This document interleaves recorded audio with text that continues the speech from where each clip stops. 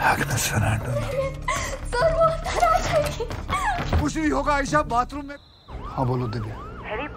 Film yang berhubungan dengan hilangnya siswi-siswi di daerah terpencil setelah sepulang sekolah. Saint Peter School Outer Kasauli में 12 जनवरी को magic show हुआ था। Ma'am, can I use the restroom?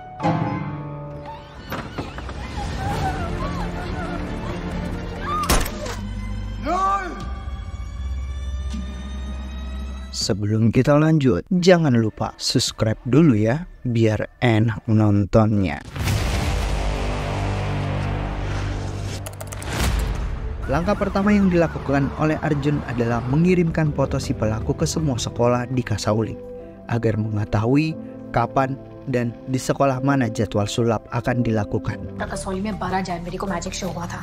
Same औरत थी, आयशा खान नाम की लड़की। Dan dapat diinformasikan bahwa si pelaku sudah mengadakan acara sulap lagi di sekolah Saint Peter Outer Kasauli tanggal 12 Januari. Dan anak yang menjadi relawan di acara itu bernama Aisyah, yang berarti bahwa target berikutnya si pelaku adalah Aisyah kan. Dan tepat di hari yang sama, di hari tanggal 14, bahwa pelaku juga akan melakukan aksinya di tanggal 14 Januari. आने तक स्कूल की छुट्टी मत होने दीजिएगा, मैं जल्द से जल्द पहुंच रहा हूं. Arjun langsung merapat ke sekolah Saint Peter untuk memberikan personal safety kepada anak-anak yang bertujuan adalah untuk melihat dan memberi pemahaman ke Aisyah kan, bahwa jika nanti ada penculik yang datang agar mereka jangan panik dan langsung menghubungi kepolisian dan bisa juga menghubungi Arjun. Bel sekolah berbunyi, pertanda sekolah Saint Peter selesai.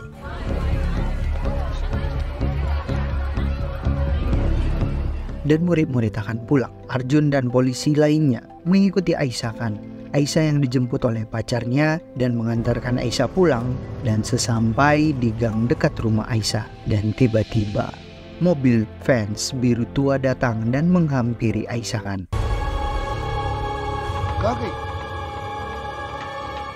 Dan saat Arjun menghampiri Aisyah dengan berlari, Aisyah hilang. Ternyata Aisyah yang dihampiri mobil Vans tersebut tidak diculik, justru hanya menanyakan alamat saja dan langsung pergi. Ternyata sir वो आयशा होगी, मैं समायरा हूँ, we are twins. itu bukan Aisyah. Anak yang diikuti oleh Arjun tersebut bukanlah Aisyah, melainkan Samantha, kembaran Aisyah. Sementara Aisyah yang asli sedang ada kelas di Mall Road. Arjun panik dan bingung, dan dia salah strategi dan langsung bergegas ke Mall Road. Saat menaiki tangga ke Mall Road, ia sudah mendapati boneka lagi. Arjun langsung menghubungi bagian cybercrime untuk melacak keberadaan Aisyah. Aisyah yang sudah dibawa pelaku dengan mobil Vans tidak sadar bahwa Aisyah membawa sebuah handphone yang ditaruh di dalam kaos kakinya. Jadi tim cyber mengetahui kemana arah mobil pelaku. Sempat seorang polisi bernama Gulirea menemukan si pelaku. Ternyata si Gulirea ini langsung ditabrak dan si pelaku langsung kabur. Dan mobil Vans tersebut berhenti di tengah-tengah pemukiman. Aisyah yang sudah dibawa dan ditawan si pelaku di persembunyiannya. Saat sadar, Aisyah mencoba berpura-pura ke toilet untuk buang air kecil, yang ternyata dia menelpon Arjun. Sementara polisi lainnya masih menyusuri area tersebut. Arjun yang susah menerima panggilan telepon karena areanya memang susah sinyal, tim cyber terus mengarahkan Arjun bahwa Aisyah ditawan di sebuah gubuk di bawah bahu jalan. Arjun langsung melihat gubuk tersebut, langsung menuju ke sana. Sementara Aisyah yang sudah panik, dia akan dibunuh oleh si pelaku dengan sebuah martil, masih bisa lolos tetapi tidak bisa kabur dari tempat tersebut. Arjun yang sudah masuk ke gubuk tersebut, ia juga tidak menemukan Aisyah di dalam gubuk itu karena ia merasa bahwa ia dibohongi oleh tim cyber. Jadi saat Aisyah dan Arjun mencari satu sama lain di tempat yang sama. हाँ आयशा, कहाँ हो तुम? सर मैं एक रूम में उस Arjun yang terus mencari dan diarahkan oleh tim cyber, yang ternyata bahwa Aisyah itu dikurung di ruang paling bawah. Sementara Arjun masih ada di atas mencari jalan ke ruang bawah tanah. Setelah menemukan jalan masuk ke ruang bawah tanah, Beruntung Arjun cepat datang sebelum kepala Aisyah dihantam oleh si pelaku menggunakan martil.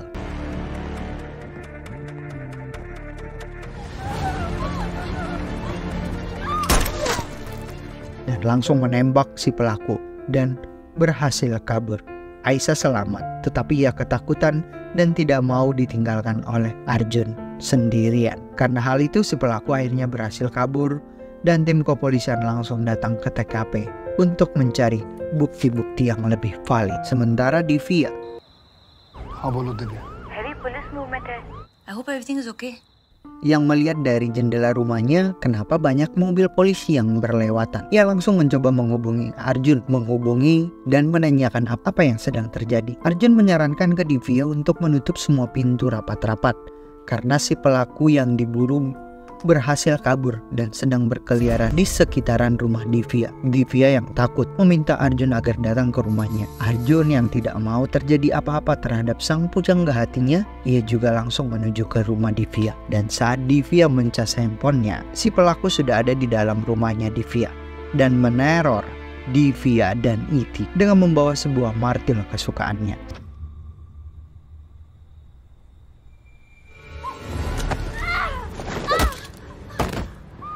Sesampai di rumah Divya, Arjun mencoba membuka pintu dan ia sudah melihat Divya tergeletak sehabis disayat oleh si pelaku, dan pelaku membawa Iti kabur dari rumah Divya. Arjun yang melihat si pelaku membawa kabur Iti, ia terus mengejar dan melihat pelaku lari ke arah rumah tua. Sebelum Iti dipukul dengan martil kesayangannya,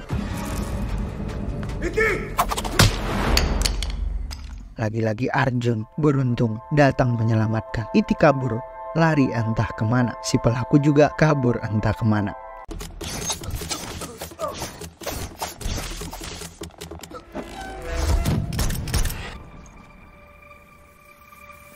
Dan saat Arjun ingin menyelamatkan Iti yang ketakutan, pelaku langsung menusuk Arjun dari belakang. Dan Arjun langsung menyebutkan,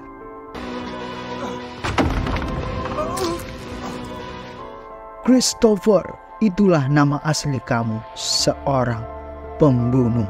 Si pelaku kaget, kenapa Arjun bisa mengetahui namanya Christopher.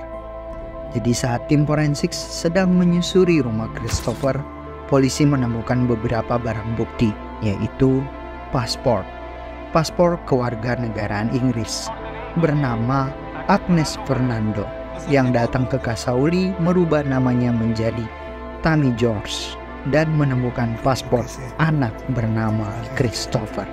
Karena Arjun pernah membaca kasus Agnes Fernando ini. और ये सब शुरू हुआ था 12 साल पहले. मेरी माँ Agnes Dulu, 12 tahun yang lalu, Agnes Fernando ini ialah seorang pesulap yang menghibur anak-anak di daerah Manali. Agnes ini adalah seorang warga negara Inggris. Setelah ia bercerai dengan suaminya, ia pindah ke Manali dan membawa anaknya bernama Christopher. Dan Agnes ini ditangkap oleh kepolisian Manali setelah ketahuan membunuh seorang siswi yang satu sekolah dengan anaknya Christopher. Tepat di tahun ini, tahun Agnes dibebaskan dari penjara, dan sekarang ia melancarkan kembali aksinya dengan membalaskan dendam membunuh siswi-siswi sekolah. Terus apa hubungannya dengan Christopher? Justru kenapa Christopher yang sekarang melakukan aksi membunuh siswi-siswi yang ada di Kasauli? Ternyata Christopher ini adalah anak yang menderita progeria, sebuah penyakit kulit yang membuat seseorang menua lebih cepat. Dan Christopher ini dibawa oleh ibunya kembali ke Manali karena ia dibully terus di Bradford, Inggris. Ternyata di sekolah Christopher di Manali juga sama. Ia dibully oleh anak-anak sekolah di sini. Namun beruntung, Christopher masih ada yang menemaninya di sekolah bernama Sofia. Sofia anak yang baik kepada Christopher, mau berteman dengannya. Cuman Christopher justru salah mengartikan kebaikan Sofia kepadanya. Akhirnya Christopher jatuh hati ke Sofia dan ingin menaklukkan hati Sofia. Jadi ia meminta belajar bersulap ke ibunya Agnes agar suatu saat Sofia terkesan dengan bakat sulapnya. Dan saat Christopher menunjukkan sulap dan sambil mengatakan cinta ke Sofia, Sofia langsung kaget dan langsung marah dan menceramai Christopher. Anak-anak yang lain juga ikut mengejek Christopher saat itu dan mengatakan Christopher seorang impoten.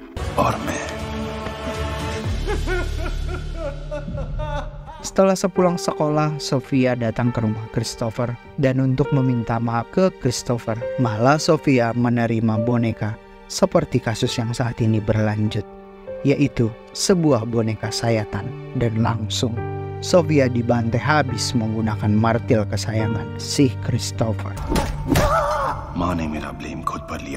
Setelah insiden ini, Agnes sebagai ibu Christopher rela menanggung beban anaknya. Agnes yang mengaku bahwa dialah yang membunuh Sofia. Sampai hari ini Christopher hidup dan bebas karena ia memanfaatkan fisik dan tampilan ibunya, Agnes Fernando. Dan setelah itu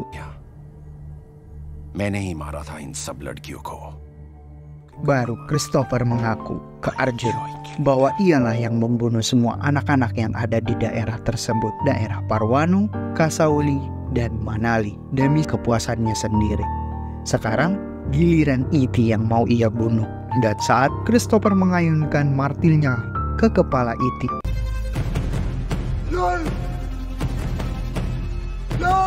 Arjun langsung mengatakan impoten, yang membuat Christopher marah dan naik pitam dan ingin menghajar Arjun. Malah justru terbalik, malah Christopher yang dihajar oleh Arjun. Hingga ia mati dan film habis.